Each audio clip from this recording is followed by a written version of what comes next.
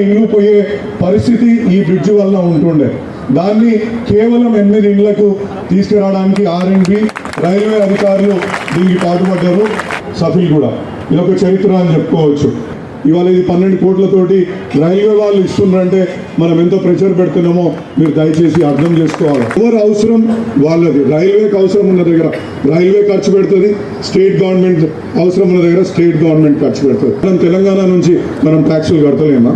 ఇవాళ 4% జనాభా ఉన్న తెలంగాణ 7% జీడిపికి మన తెలంగాణ దేశ జీడిపికి కంట్రిబ్యూట్ చేస్తుందంటే మన రాష్ట్రం ఎంత ముందు ఉంది.